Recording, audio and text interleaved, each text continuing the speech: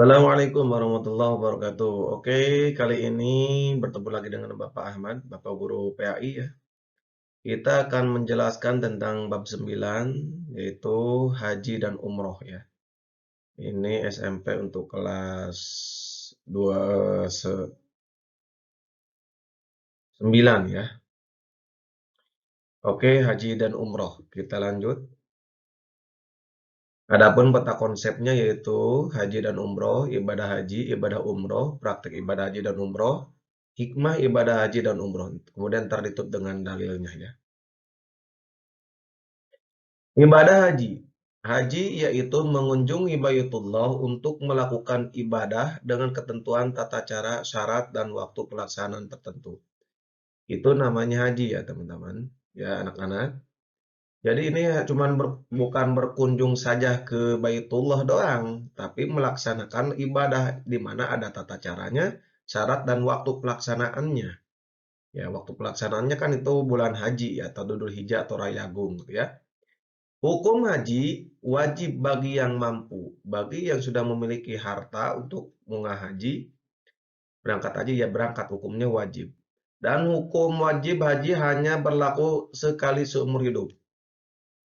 Jadi disarankan lah, jadi ketika kita sudah haji sekali, kemudian kita masih mampu ya, bisa mampu berangkat nyampe ke 2 kali, 3 kali, atau nyampe ke belasan kali, alangkah baiknya haji kita dikasih kepada orang lain ya.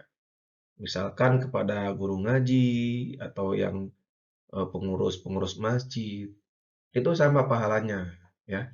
Ketika mereka berangkat haji, maka pahalanya juga sama ke kita gitu ya, yang memberangkatkannya gitu ya. Baik, selanjutnya syarat haji.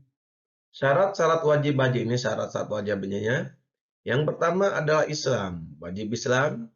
Yang kedua berakal, ya berakal. Jadi orang gila tidak boleh ya, harus berakal sehat.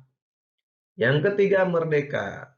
Yang keempat balig. Ini balig.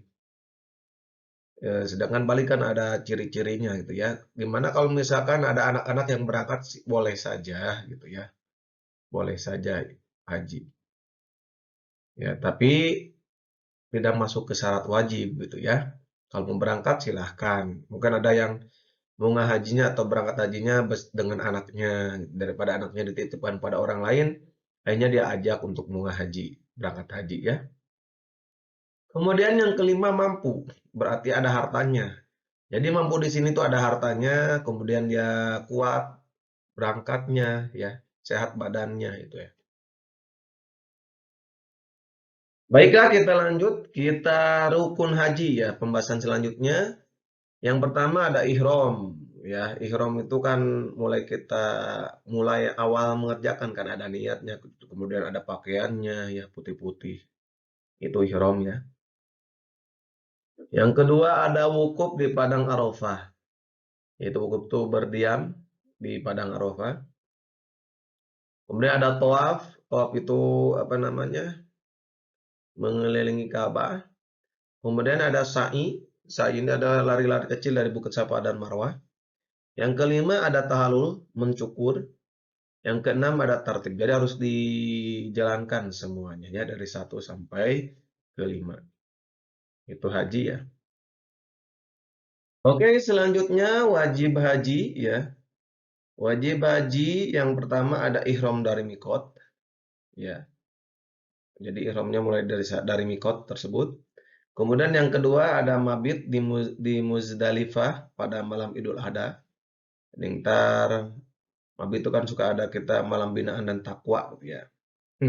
Di Muzdalifah pada malam Idul Adha berarti pada malam takbiran ya, Allahu Akbar Allahu Akbar Allahu Akbar la ilaha illallah Allahu Akbar Allahu Akbar walillahil hamd ya, mabit di Muzdalifah pada malam Idul Adha. Yang ketiga ada melempar jumroh Aqabah pada hari raya Idul Adha. Berarti ini hampir-hampir mau terakhir tuh ya. Yang keempat, melempar 3 jumroh, ula, wusto, dan akobah di Mina selama hari tasyrik 11, 12, 13. Ya, kita suka mencit kurban, ya, kurban. Jadi kalau kurban tidak bisa dilaksanakan tanggal 10, kita bisa laksanakan tanggal 11, 12, atau tanggal 13. Selanjutnya yaitu bermalam di Mina, bermalam ya. Yang keenam, selanjutnya ada tawaf wada. Yang ketujuh ada menjauhkan diri larangan dan segala yang diharamkan. Jadi kalau misalkan kita tidak bisa melaksanakan ini, maka ntar munculnya ada denda atau dam gitu ya. Misalkan kita tidak bisa melaksanakan tawaf, tidak bisa melaksanakan sa'i gitu kan. Itu ntar kita akan kena dam ya. Selanjutnya, sunnah haji yang pertama ada melakukan haji ifrad. Yang kedua membaca talbiyah, labaik Allahumma labaik gitu ya. Yang ketiga membaca doa seusai membaca talbiyah. Yang keempat membaca dikir sewaktu tawaf. Ya, ini ya dikirnya boleh kita apa namanya melihat dari buku catatan ketika kita travelnya kita kira-kira apa yang dikasih dikirnya. Atau kalau misalkan tidak bisa ya sedikit dikir yang kita amalkan setiap hari saja. Yang kelima, sholat 2 rakaat sesudah tawaf. Kemudian yang keenam, mencium hajar aswad. Ya, semoga kita bisa melaksanakan ya. Amin Allah rabbal alamin. Selanjutnya, larangan haji. Bagi laki-laki, satu dilarang memakai pakaian berjahit. Kan suka di apa namanya tanpa dijahit kan. Jadi kayak kain putih yang ihram itu, ya tanpa dijahit kan itu. Dilarang memakai tutup kepala. Jadi jangan memakai apa namanya tutup kepala mungkin itu apa namanya, kopiah mungkin tidak boleh, topi juga apalagi topi ya ketika melaksanakan haji. Yang bagi perempuan dilarang menutup muka dan kedua telapak tangan. Bagi laki-laki dan perempuan dilarang memakai wewangian. Yang kedua dilarang menghilangkan rambut atau bulu badan lainnya. Yang ketiga dilarang memotong kuku. Yang ya Yang selanjutnya dilarang menikah atau menjadi wali. Yang selanjutnya dilarang berburu dan berburu, ya. Yang kelima dilarang berhubungan suami istri. Jadi ketika melaksanakan ibadah haji harus ditahan dulu, gitu ya, selesaikan dulu ibadah hajinya. Selanjutnya pengertian dam. Apa itu dam? Dam itu adalah denda bagi seorang yang melanggar wajib haji atau umroh. Jadi kalau misalkan dia melanggar wajib haji maka harus dam. Damnya itu kan bisa menyembelih gitu ya. Itu diantaranya. Selanjutnya umroh. Umroh adalah mengunjungi Baitullah untuk beribadah. Perbedaan haji dan umroh terletak pada waktu pelaksanaannya. Dan beberapa ibadah dalam haji yang tidak dilaksanakan dalam umroh. Jadi ada rukun-rukun yang tidak dilaksanakan ya. Jadi kalau umroh itu lebih sedikit dibandingkan dengan haji. Hikmah haji dan umroh sebagai bentuk syukur atas rezeki yang melimpah. Ketika kita bisa mampu untuk berangkat haji, maka berangkatlah. Itu bentuk syukur kita kepada Allah. Yang kedua, menciptakan ukhuwah Islamiyah tingkat dunia. Kita kan di sana bisa bertemu dengan orang India, orang ya seluruh dunia Islam. Kita bisa bersilaturahmi dengan mereka. Yang ketiga, membebaskan diri dari dosa dan menenteramkan jiwa. Ya, membebaskan diri dari dosa, masya Allah ya.